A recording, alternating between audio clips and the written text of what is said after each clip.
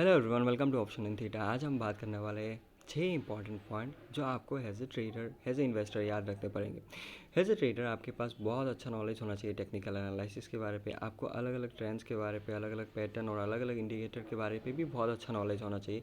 Trading strategy, आपको हज़ारों trading strategy मिल जाएंगे, बट आपको स्टडी करना है और जितना हो सके उतना ट्रेडिंग स्ट्रेटजी स्टडी करना है और देखना है कि आपके माइंडसेट के साथ कौन सा वाला फिट होता है, आपके कंडीशन के साथ कौन सा वाला मैच करता है। अगर आप 50 ट्रेडिंग स्ट्रेटजी स्टडी करते हैं तो आप देखेंगे कि आपके लिए 7 या फिर 8 ही है जो आपके माइंडसेट के साथ मैच करता है, आपके कंडीशन के साथ मैच करता है।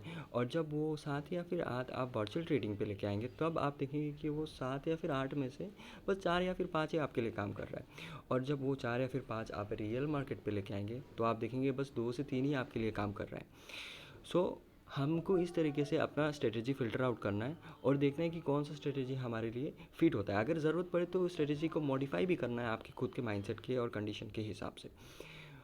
और वर्चुअल ट्रेडिंग या फिर पेपर ट्रेडिंग बहुत इंपॉर्टेंट होता है। आप रियल ट्रेडिंग पे जाए इससे पहले आपको वर्चुअल ट्रेडिंग 4 से 6 महीना करना बहुत ज़रूरी होता है। इससे क्या होता है कि आप मार्केट के स्ट्रक्चर को समझ सकते हैं, उसको एनालाइज कर सकते हैं, खुद का स्ट्रेटजी को एनालाइज कर सकते हैं कि क्या चीज़ें आपके फेवर पे जा रहे हैं, क्या चीज़ें आपके अगेंस्ट जा रहे हैं, क्या क्या चीज़ें हैं जो आपको इम्प्रूव करना पड़ेंगे, क्या क्या मिस्टेक्स आप कर रहे हैं और उनको कैसे ठीक कर सकते हैं।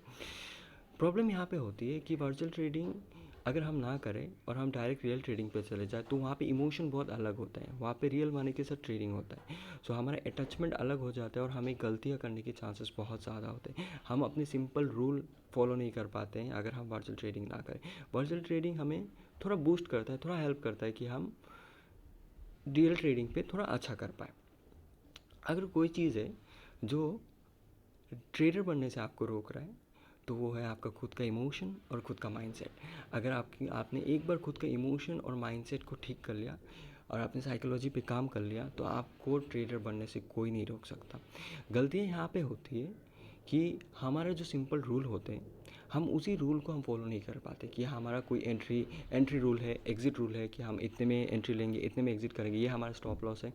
बट हम उसी सिंपल रूल को फॉलो नहीं कर पाते जब हम रियल मनी के साथ ट्रेड करते हैं। मानिए कि आपने कोई शेयर लिया है 100 रुपये पे और वो आप खरीदने के बाद वो नीचे आना शुरू हुआ और आप पैनिक पे आ जाते हैं और पैनिक पे आके आप ओवर ट्रेड करने लगते हैं, अर्ली एग्जिट करने लगते हैं और रिवेंज ट्रेड भी करने लगते हैं कि अब तो मैं प्रॉफिट करके निकलूँगा। इवन उस चक्कर पे आप और भी ज़्यादा लॉस करते हैं। बट हमें ये समझना पड़ेगा कि मार्केट सुपीरियर है, हम उससे जीत नहीं सकते। वही उसको हमें रेस्पेक्ट करना बहुत ज़्यादा ज़रूरी है। सो इमोशनल कंट्रोल करना बहुत ज़्यादा ज़रूरी है आपको। स्टॉप लॉस का सही यूज़ करना। हम ये डिसाइड नहीं कर सकते कि हम मार्केट से कितना ले सकते हैं। मार्केट के पास हमें देने का पोटेंशियल बहुत है, अनलिमिटेड पोटेंशियल है हमें देने का। बट हमें कितना देना है मार्केट को वो हम डिसाइड कर सकते हैं। आप कितना लॉस बियर कर सकते हैं आप डिसाइड कर सकते हो। इसीलिए सिस्टम पे स्टॉप लॉस होते हैं। मानिए कि आपने कोई भी शेयर 100 रुपये पे ख़रीदा है, आप 20 रुपये का ही लॉस बियर कर सकते हो तो आप सिस्टम पे 80 रुपये पे स्टॉप लॉस लगा के रख सकते हो ताकि अगर वो नीचे आना शुरू हो तो 80 रुपये पे आपका पोजीशन स्क्वायर ऑफ हो जाए खुद, आपको फर्दर लॉस ना हो। बट हम गलती क्या करते हैं, हम स्टॉप लॉस को यहाँ पे रखते हैं, ब्रेन पे, सिस्टम पे नहीं। स्टॉप लॉस सिस्टम पे होना चाहिए, अपने ब्रेन पे नहीं। और हम ये भी सोचते हैं कि हम मैनुअली एग्जिट कर जाएंगे कि ठीक है होगा भाई, चलो 100 रुपये पे ख़रीदा, अगर 80 आएगा तो हम मैनुअली एग्जिट कर देंगे। बट जब वो 80 आता है तो हम देखते हैं कि हम लॉस पे हैं। हम अपने ट्रेड के साथ इमोशनल अटैचमेंट हो जाते हैं, हम उसको एग्जिट नहीं कर पाते हैं और ये हमें और भी फ़र्दर लॉस करता है। सो स्टॉप लॉस सिस्टम पे होना और उसका सही तरीके से यूज़ करना बहुत ज़्यादा ज़रूरी होता है अगर आपको सक्सेसफुल ट्रेडर बनना है तो। ट्रेडिंग जर्नल मेंटेन करना बहुत ज़रूरी होता है। आपका ट्रेडिंग आवर ख़त्म होने के बाद आप अपने ट्रेडिंग जर्नल मेंटेन कीजिए। कितने ट्रेड्स लिए आपने, क्यों लिए, कौन से लॉजिक्स थे, कौन से स्ट्रेटजी आपने फॉलो किए, आपसे क्या क्या गलतियाँ हुए और उन गलतियों को कैसे सुधार सकते हैं। सो ट्रेडिंग जर्नल मेंटेन करना बहुत ज़रूरी होता है अगर आपको सक्सेसफुल ट्रेडर बनना है तो। एज ए इन्वेस्टर आपके पास फंडामेंटल एनालिसिस का बहुत अच्छा नॉलेज होना चाहिए। आपको फंडामेंटली स्ट्रॉन्ग स्टॉक ढूंढना आना चाहिए, उनको आइडेंटिफाई करना आना चाहिए। आप अपने लिए परफेक्ट इन्वेस्टमेंट गोल बनाइए और आप इन्वेस्टमेंट अर्ली शुरू कीजिए, जल्दी इन्वेस्टमेंट शुरू कीजिए और रेगुलरली कीजिए। अपने लिए 10 स्टॉक चूज़ कीजिए और हर मंथली बेसिस पे उसे इन्वेस्ट कीजिए।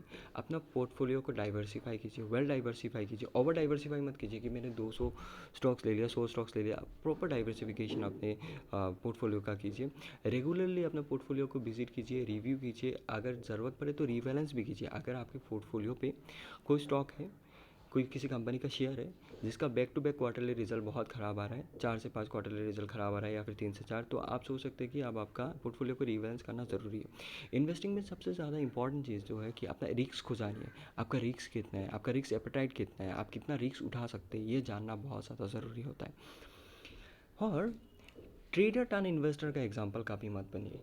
मानिए कि आपने एक कंपनी का शेयर खरीदा और आपने खरीदने के बाद ही वो नीचे आना शुरू हुआ और हमारा स्टॉप लॉस यहाँ पे होता है, सिस्टम पे नहीं। और तो हम एक पॉइंट पे खुद को बोलने लगते हैं कि अब इस पॉइंट पे इस शेयर को बेचना यूजलेस है, ये इतना नीचे आ चुका है।